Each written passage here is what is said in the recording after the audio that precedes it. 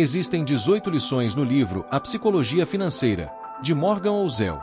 Ele começa compartilhando uma história de quando trabalhou como manobrista em um hotel luxuoso em Los Angeles.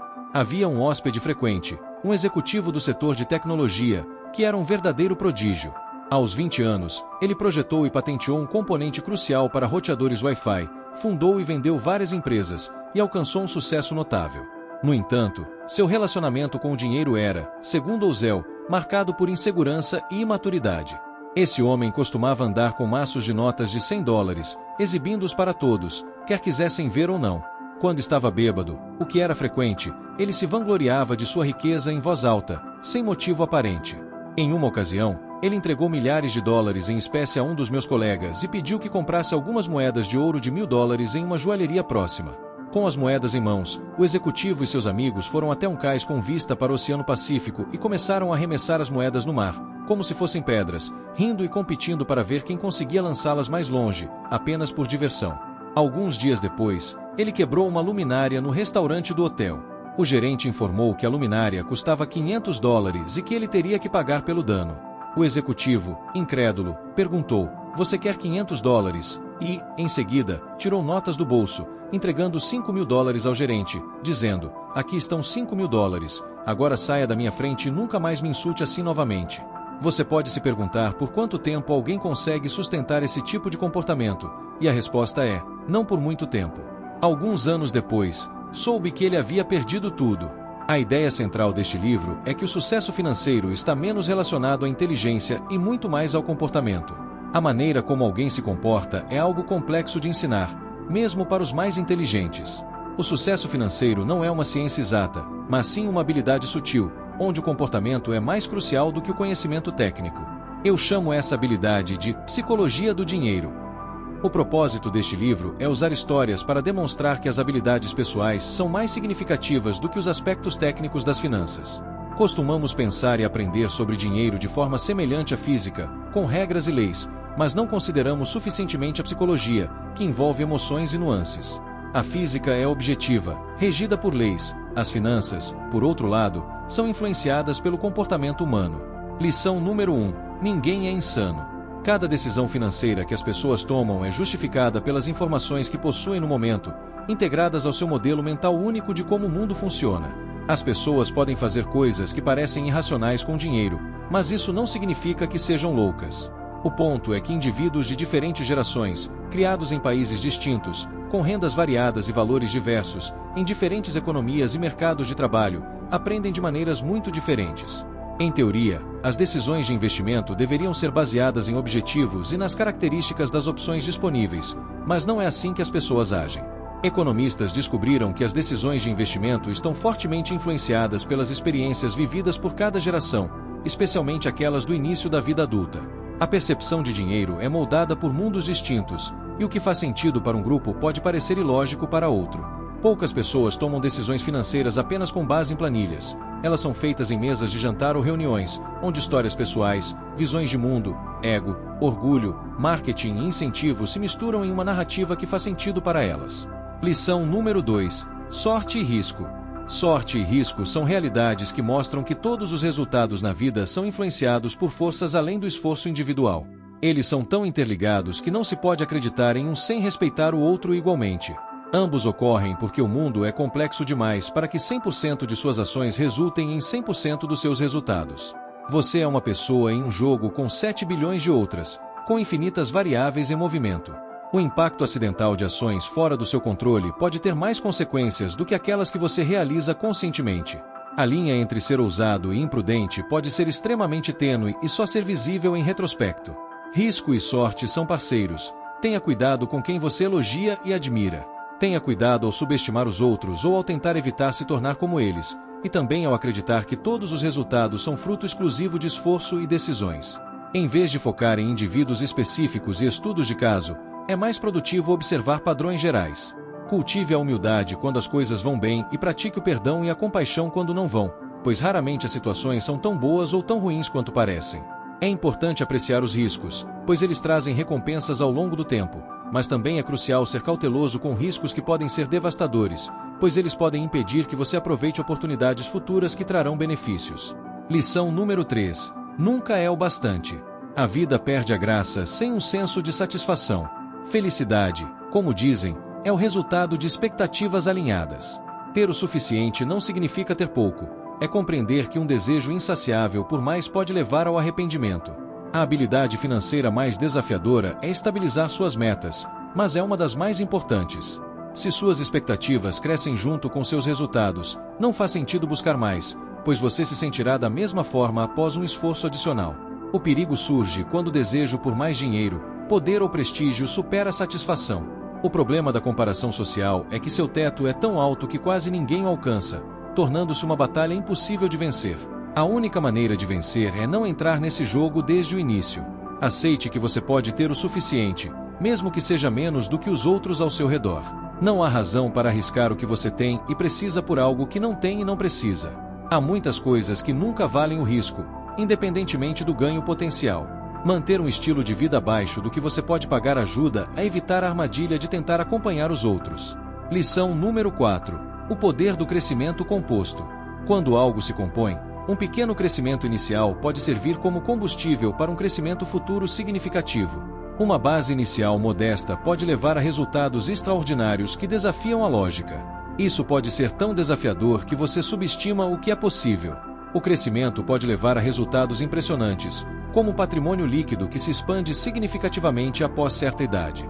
Nossas mentes não estão preparadas para lidar com tais fenômenos. Sua habilidade é investir mais, mas o segredo é o tempo. É assim que a composição funciona. Se você deseja melhorar como investidor, a ação mais poderosa é aumentar seu horizonte de tempo. O tempo é a força mais poderosa no investimento. Bons investimentos não significam necessariamente obter os maiores retornos, pois esses tendem a ser sucessos isolados que não se repetem. Trata-se de obter retornos consistentes que você pode manter e repetir ao longo do tempo, permitindo que o crescimento composto se manifeste plenamente. Lição número 5. Enriquecer versus manter a riqueza. Existem inúmeras maneiras de acumular riqueza, mas apenas uma forma de mantê-la, uma combinação de prudência e cautela. Um bom investimento não se resume a tomar decisões brilhantes, mas sim a evitar erros frequentes. Se eu tivesse que resumir o sucesso financeiro em uma palavra, seria sobrevivência. Ganhar dinheiro envolve assumir riscos, ser otimista e se expor, enquanto preservar dinheiro requer o oposto, humildade e o receio de que o que você conquistou possa desaparecer rapidamente. Isso demanda frugalidade e a aceitação de que parte do seu sucesso pode ser atribuída à sorte, o que significa que o sucesso passado não garante sucesso futuro. A habilidade de se manter no jogo sem ser forçado a desistir é crucial e deve ser a base de qualquer estratégia, seja em investimentos, carreira ou negócios próprios. A mentalidade de sobrevivência é essencial por duas razões. Primeiro, poucos ganhos são tão significativos que justificam grandes perdas. Segundo, a matemática da composição é contraintuitiva. Ela só funciona se você der tempo suficiente para que um ativo cresça. Mais do que buscar grandes retornos, quero ser financeiramente resiliente.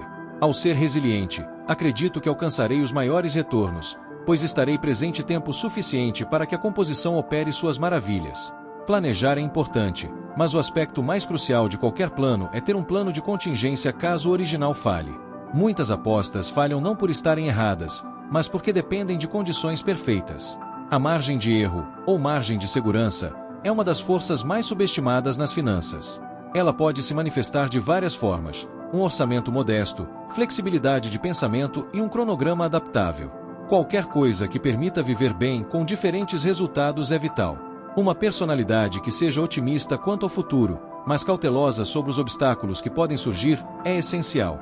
Lição número 6. A importância das exceções. Nos negócios e investimentos, muitas vezes, são as exceções que moldam os resultados.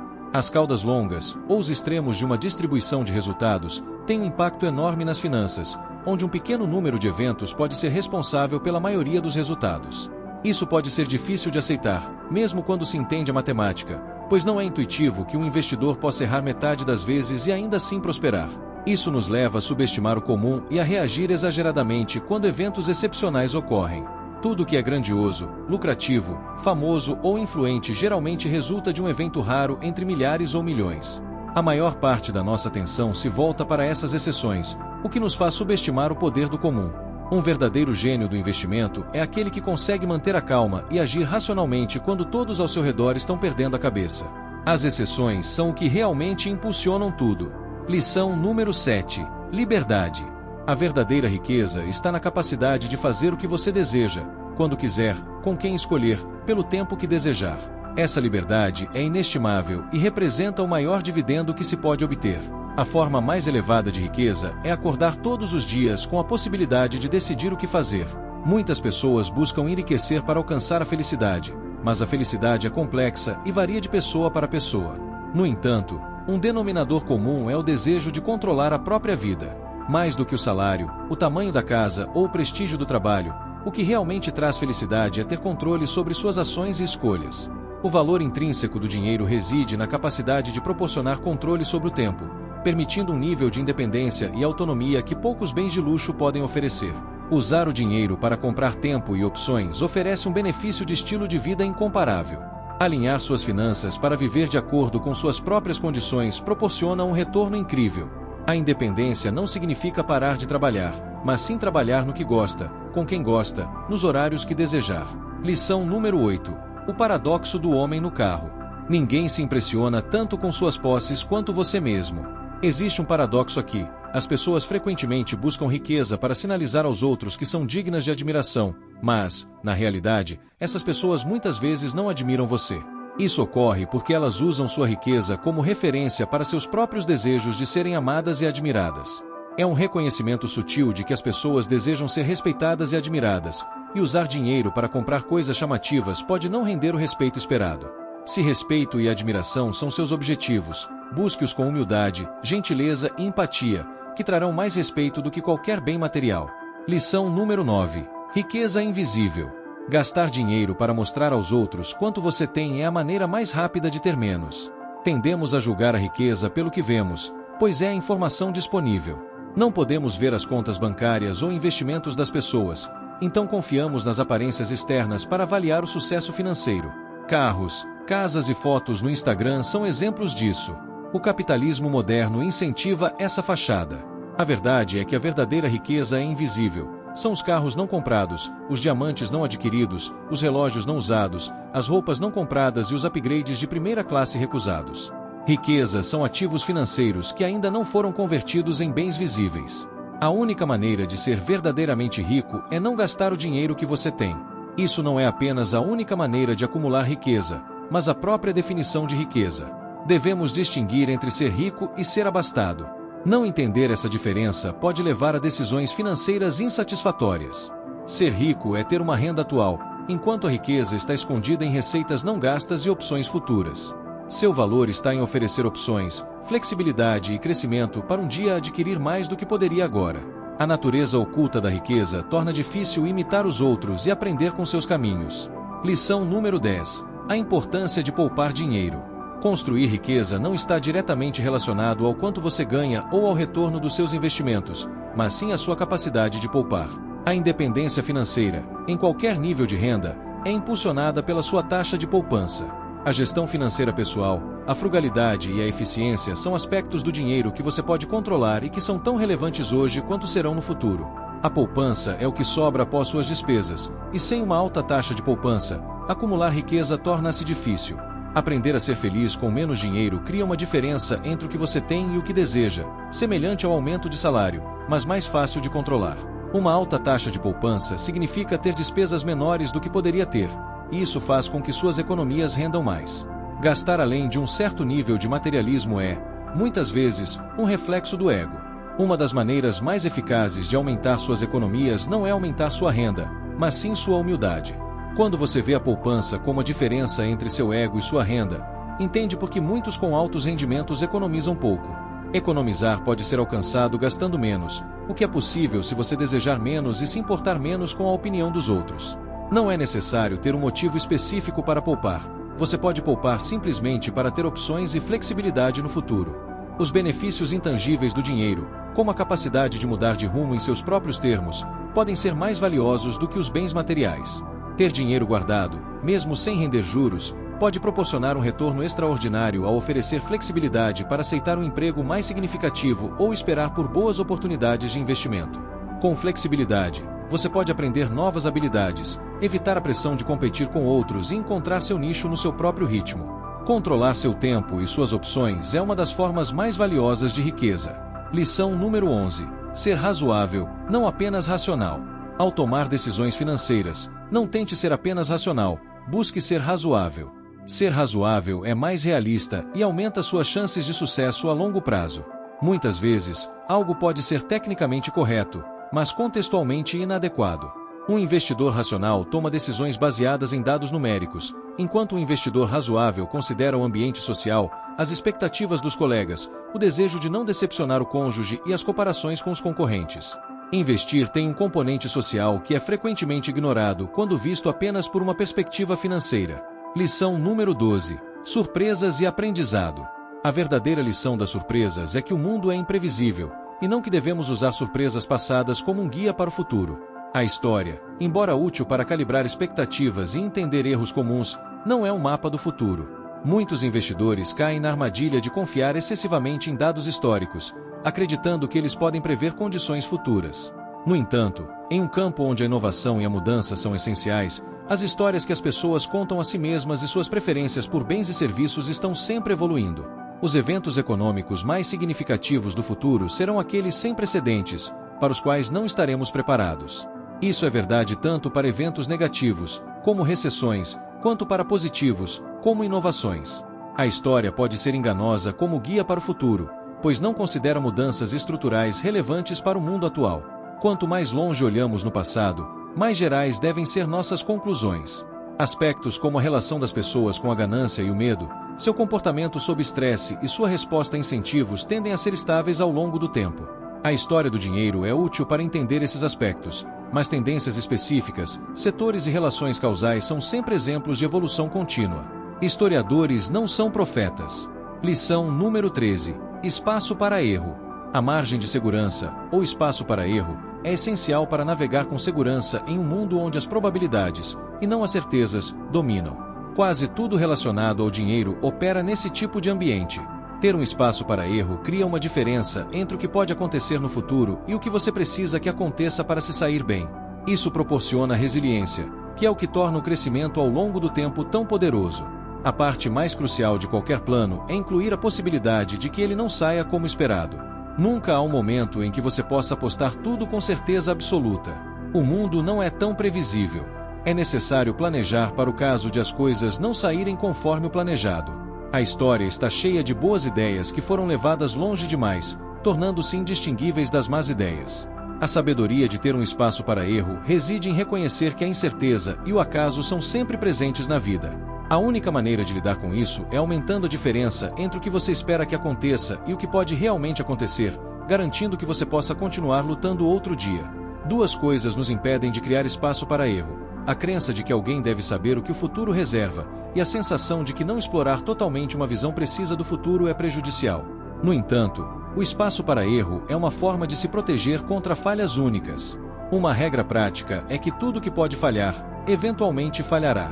Se muitas coisas dependem de uma única coisa funcionar, e essa coisa falha, você está à beira de uma catástrofe.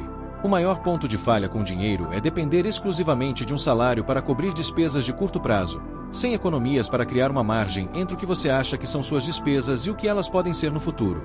Lição número 14. Você vai muda.